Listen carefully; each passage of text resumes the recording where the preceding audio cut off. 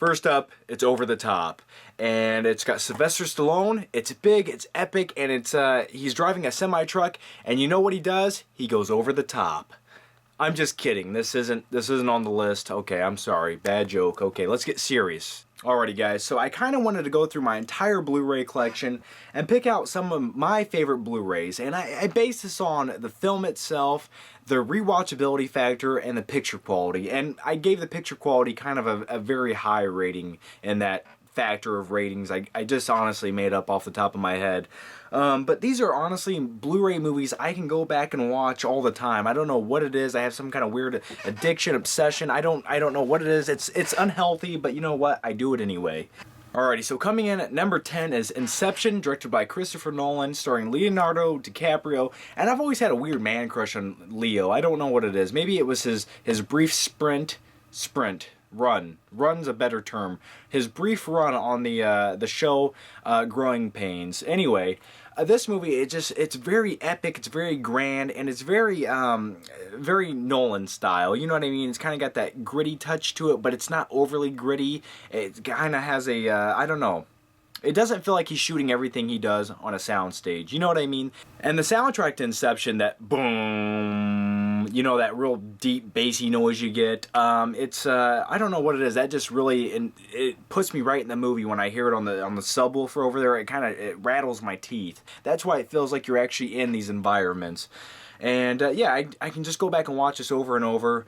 The picture quality on this, I mean, it's almost flawless. I have no complaints about it. And Joseph Gordon-Levitt, up-and-coming star. I don't know, well, that has nothing to do with the Blu-ray, but you know, number 10, definitely Inception. Coming at number 9, it's J.J. Abrams' Star Trek. And I'll be honest with you, the first time I seen this, I wasn't that big of a fan. You know, I was like, that was a good movie, I guess. But then I went back months later, and I got it on Blu-ray, and I was like, wow, I really like that movie. For whatever reason, I don't know what it is, but the picture quality on this, I mean, this movie takes you from Earth to interior shots of spaceships, and to the big wide angles of, you know, the Enterprise flying right past the camera with a little bit of lens flare shooting across. Thank you, Mr. J.J. Abrams. And I'm a fan of the lens flare. It gives me a little extra. It makes me feel complete. On a side note, the girl that Captain Kirk has under his bed when he's in the Starfleet Academy or whatever, the green alien girl that he's, you know, making love to, I don't know why, I've always been very fascinated by that. That does a lot for me. I'm not going to get into explicit details, but I think you guys understand. I would like a green alien woman to be under my bed. Coming in at number 8, it's gritty, it's raw, it's a movie that I can relate to in some kind of weird fashion. It's Fight Club, and Brad Pitt, Edward Norton, and Edward Norton. I've always been a fan of this guy. I mean, ever since Primal Fear, where he kind of played a handicapped guy that was a murderer and liked to bite people's fingers off.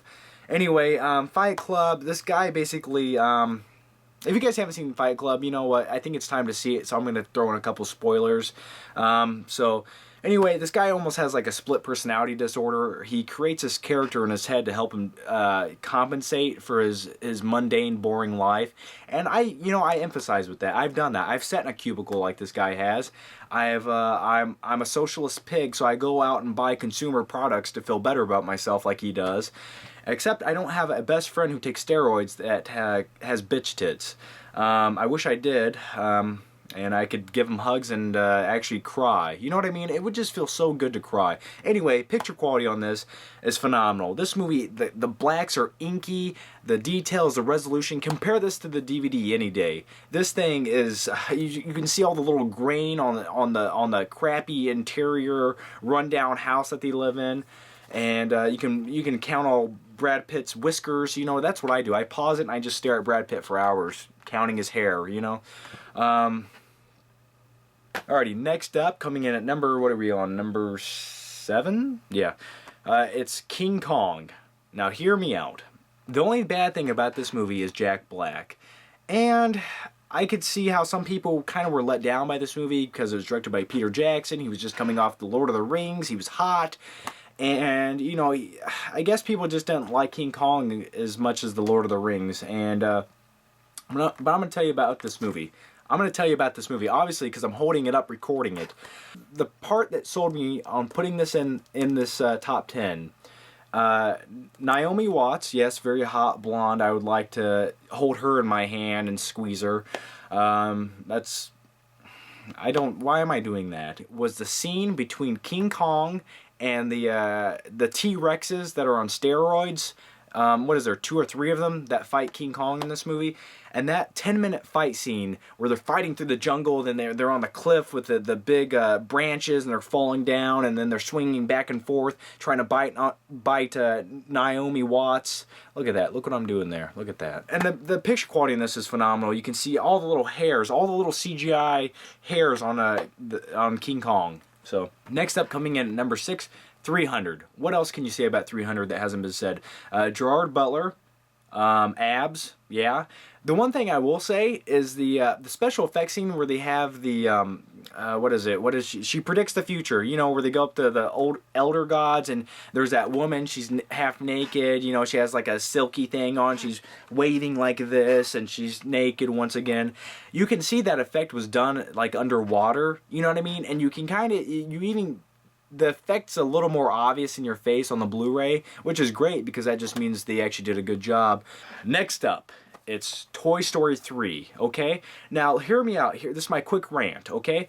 All the Pixar movies look great on Blu-ray. They could all be the top 10. You know what I mean? Because they're flawless, direct HD digital content. You know what I mean? They're gonna look good. I mean, if somebody that has a couple brain cells in their head puts those on Blu-ray, they're going to look good. But I'm just going to stick with this one and only this one in the collection.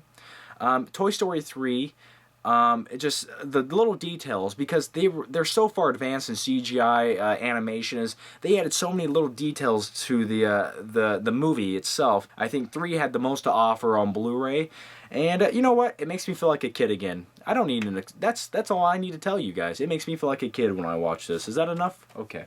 Another movie I can emphasize with, and the rewatchability on this is surprisingly kind of high for me. It's Taxi Driver, Robert De Niro. And I'm not going to do my Robert De Niro impression because it's honestly terrible. Anyway, this is a 4K restoration Blu-ray, which means this is as close as you can get to the source material, the film stock that this movie is printed on.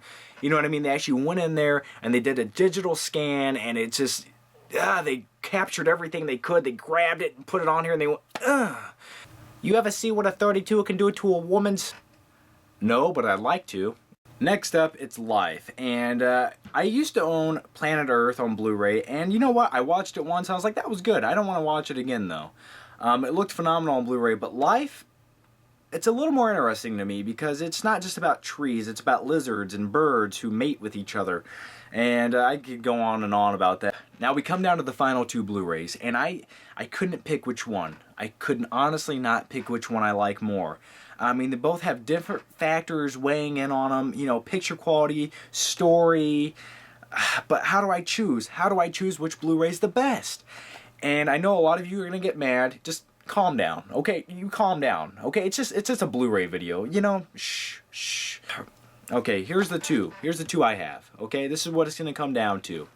Now, I have Avatar, which picture quality-wise is superior.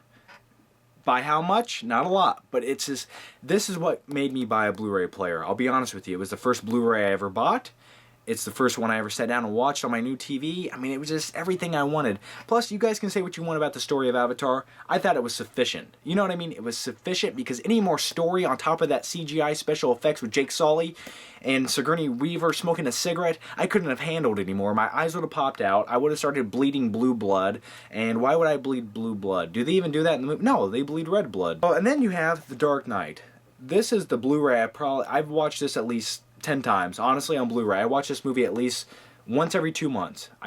That's not made up. I don't know why I get this weird obsession just to see it, because the characters, I'm a Batman fanboy. I like the Joker, the picture quality in this movie, the sound, and it's a real movie. They don't use a lot of CGI, if barely any in it, and you know, that's why it's kind of like, this is more of a film than this. You know what I mean? This is an experience, but this is a film to me, okay? It's an action film. I know it's a comic book movie, but there's something about this. This is like a gangster crime drama meets Batman with actual film quality and acting behind it. So if that's not a film, I'm sorry. I disagree with you, and you might disagree with me, but you know what? I like the Dark Knight. Okay? Okay. Why am I getting angry? Why? I just said not for you. I told you not to get angry, and right now I'm getting so mad I'm clenching my fist right now. Anyway... which one do I do? This is what Blu-ray is. But this is what a real Blu-ray is. The Dark Knight Rises. This thing has been praised 100 times before by everybody else, but you know what? I truly appreciate this movie on Blu-ray. And in the film itself, I just can't, I don't have... Now, yeah, I guess I have a few gripes with the story not being completely cohesive and needing a little tweaking to tighten it up a little bit. But you know what? I don't want to nitpick. So anyway, I'm John with the Flickpick channel. And if you guys haven't yet, check out my new channel. That's kind of a more wacky, crazy, spontaneous channel. That's really where I go out into society. And you see how awkward and weird I am. So anyway, guys, thanks for watching, and I'll see you next time.